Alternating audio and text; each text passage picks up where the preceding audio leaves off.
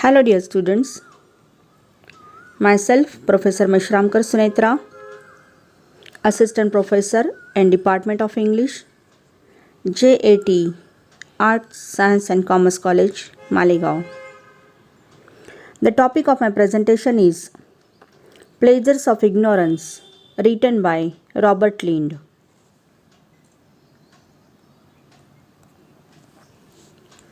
Robert Lind, the great essayist, was born on 20th April 1879 and died on 6th October 1949. He was born in Belfast, Northern Ireland. After his college education, he started working as a journalist. He started writing for the well-known political magazine, New Statesman. Robert Lind was a journalist, essayist, poet, and political activist. He was deeply involved in the cause of Irish nationalism. He wrote under the pseudonym YY. The present essay was published under the same pseudonym YY in 1921. His essays are humorous, lively, delightful, satiric in tone. He dealt with the issues of contemporary ethos and interests, and he portrayed the lives of working people.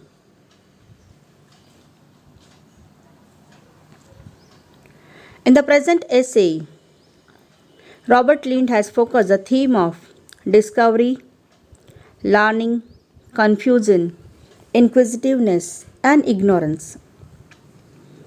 This essay is taken from his collection of the same name, that is, Pleasures of Ignorance.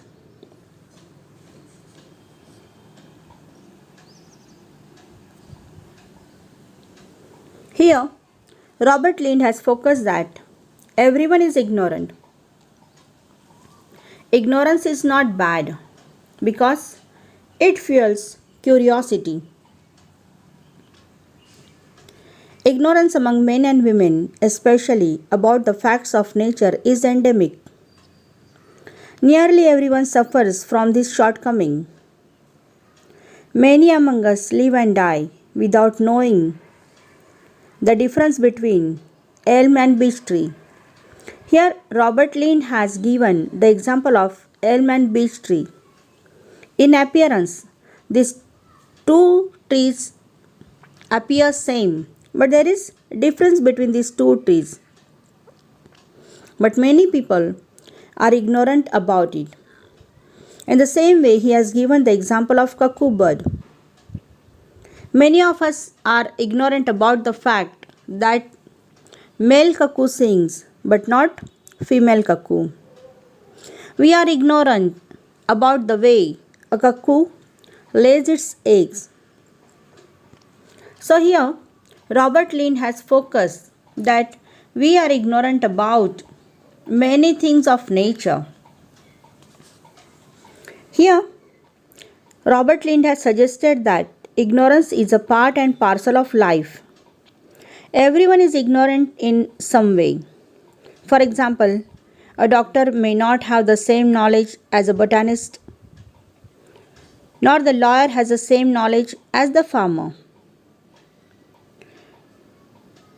Now here, we are ignorant about so many things of nature. We are ignorant about so many facts of nature. And here he says that when we are ignorant about certain things, we try to find knowledge about it. And it is a part of human nature. Learning things for the first time requires memory. And Robert Lind has given his own example. He has stated that his memory is very weak. For many years, he tried to keep in his mind that how many petals are in buttercup. Buttercup is a kind of flower. But Robert Lind has repeatedly forgotten how many petals are in buttercup. However, this does not stop him from continuing to learn because he has natural inquisitiveness that might have been by all people. Now, this inquisitiveness leads him to learn something new. And the same thing happens in case of we common people also. If we are curious about certain things, we try to get knowledge about it. Now here, Robert Lind has stated that when we are curious about certain things, we get some interesting facts. Robert Lind says that his curiosity makes his walk in the country more enjoyable.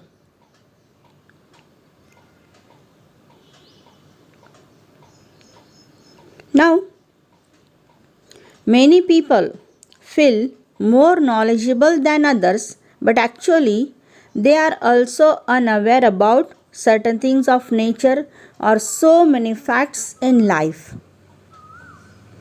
Here, this present essay agitates the reader's mind and it rekindles the desire for rational thinking. Here, the poet has praised ignorance and he started this essay with a powerful argument that ignorance is not bad because it leads us to know something more, to get some more knowledge. Now, here the poet has said that ignorance is pervasive in society.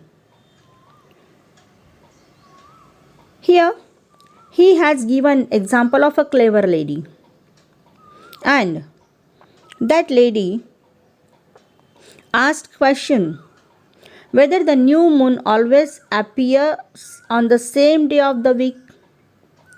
She added that perhaps it is better not to know because if one does not know when or in what part of the sky to expect it, its appearance is always a pleasant surprise.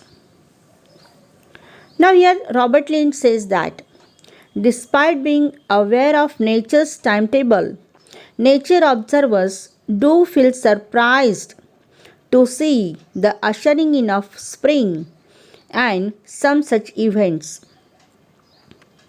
Even the first blossom of flower overwhelms a nature lover, even if he knows about its coming beforehand. Here, Robert Lind has focused that the observer of nature has that instinct to know something more about nature. Now, here he has compared that nature lover or a countryman or a villageman with a city dweller. And he says that city dweller leads a hectic life and he can't devote his time to observe the places of nature. He cannot spare his time for it. Now, the writer has focused the fact that people are ignorant about technology. Many people are ignorant about technology. Here, Robert Lind has focused that common people are ignorant about so many things. They are aware about limited gadgets. Common people use the telephone, the railways, printing press in their daily lives. But they are ignorant about the way these technologies work. And we all accept them just as our grandfathers accepted the gospel means word of God. Many common people don't know about various recent gadgets or advanced technology because they know about limited number of gadgets and they know about limited products they use in their daily lives. Those who want to expand their knowledge by learning about other things, they are ridiculed as showy. Here he has focused that curious people are ridiculed. And not only this, but he has said that many intellectuals also unaware about certain elementary facts of life. He has given example of a British author. When that author was asked the name of the most important crop of England, he answered rye. Rye actually is a minor crop of Britain. But this fellow was unaware about the fact. Here he said that men of learning suffer from ignorance because sometimes even illiterate people know much more than literate people. Here, the writer has focused the fact that we should all chase knowledge. We should try to get more and more knowledge. Here, he said that the pursuit of knowledge is meaningful and pleasant experience. Ignorance is not at all bad because it triggers search for knowledge. There are some lazy people who don't like to exert their mind to acquire new knowledge. In their laziness, they embrace certain dogmas. On the contrary, there are some people who are always ready to learn something new. And not only this, but they are ready to learn at any time. Here he has given example of Socrates. He said that Socrates is revered so much not because people accepted him as a someone knowing everything, but because at the age of 70 he declared that he was totally ignorant. And such humility is the sign of his greatness. So, in this essay, Robert Lind has focused that ignorance is an adventure and it must be explored.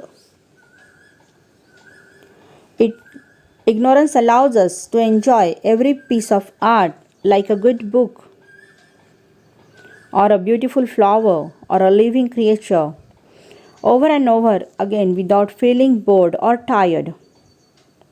He said that we can read a novel again and again, or we can listen certain musical composition again and again without feeling of repetitiveness. So here he says that we can have the joy of learning.